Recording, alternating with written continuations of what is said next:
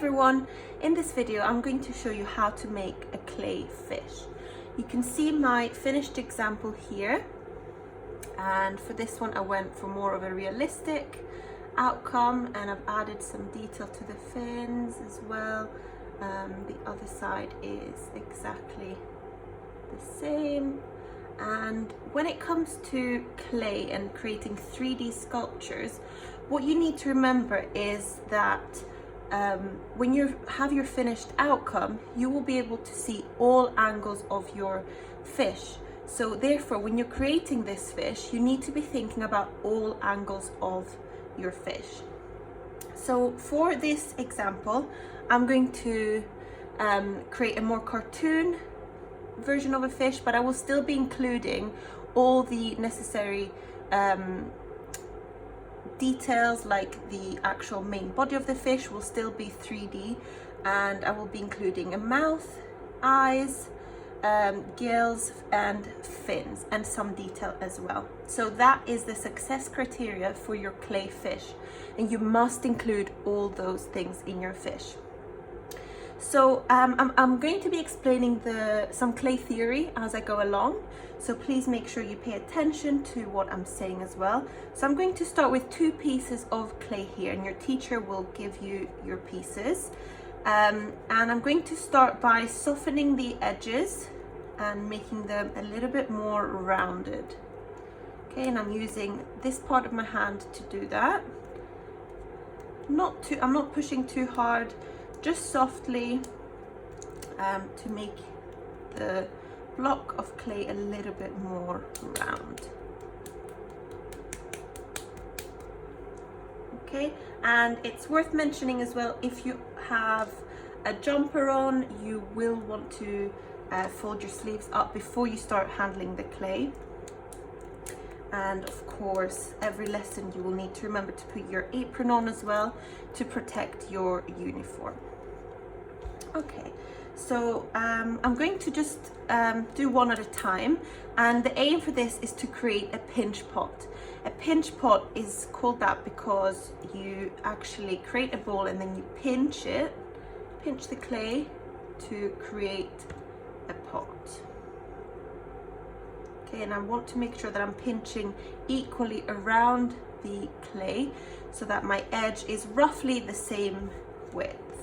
And what I like to do is just put my pinch pot upside down, lightly hit it on the table so it flattens, and you can see a lot more clearer how thick your walls are. The aim is for the walls not to be, when I say walls, I mean the thickness of the clay here, and you don't want your walls to be any thinner than what mine is right now. If it is, you will have to fold your clay inwards to make it thicker. So say for example your clay is like that, you will need to fold it inwards and kind of reshape your clay, squish it together. When you do join clay together like that, make sure that you are smoothing the clay out. If there's any big holes trapped inside the clay, the air gets trapped inside, and there is a very high chance of the clay exploding when it gets put in the kiln. The kiln is where we put the clay to fully harden after we have finished our work. So keep that in mind. Ideally, you want to avoid folding the clay too many times. So if you just start by pinching a little bit at a time, that would be amazing. So I'm going to do the same thing with the second piece of clay. So just making it into a ball, and then using the pinch pot method. And you can see how I'm holding my hands under the pinch pot to make sure it stays rounded on that side.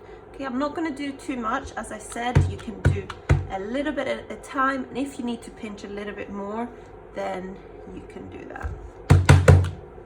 Okay, I'm quite happy with my 2 pinch pots. I'm now going to put them together to check that they are roughly the same size, which mine are. I'd say this one is probably a little bit bigger, but that's fine. It's actually going to help me to blend them together. Okay, I'm not too worried about the smoothness of my clay right now. I don't want it to be too bumpy. So if yours is a little bit too bumpy, just use your fingers to smoothen it out a little bit. By the way, don't worry, your hands won't be stained like this for weeks. The clay will come off as soon as you wash your hands. So don't worry about getting messy in the clay lessons. Okay, so I'm now going to use the scratch, slip, stick and smooth technique. I will be referring to it as the 4 S's technique, or SSSS. So basically I'm using my clay knife to score or scratch into the clay.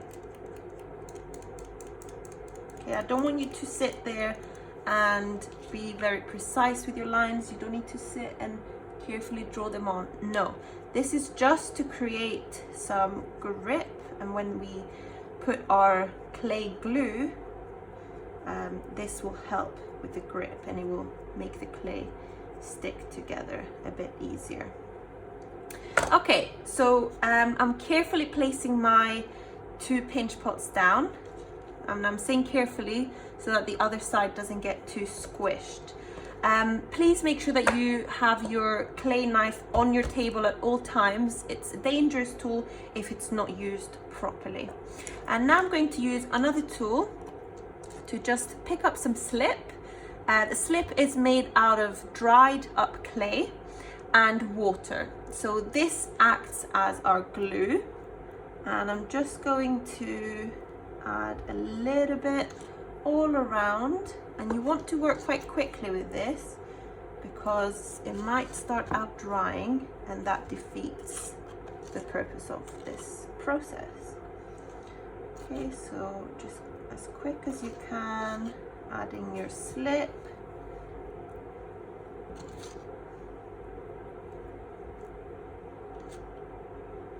Okay, and it should look something like this. And then I'm putting the 2 together and I'm pushing them into each other so that they stick together a bit better. Okay, what I'm going to do now is, using my thumb, I'm pulling the clay from both sides. If there's any small parts of the clay that come out, you can just put them on your table or on your sugar paper. And I'm going around and just covering that join.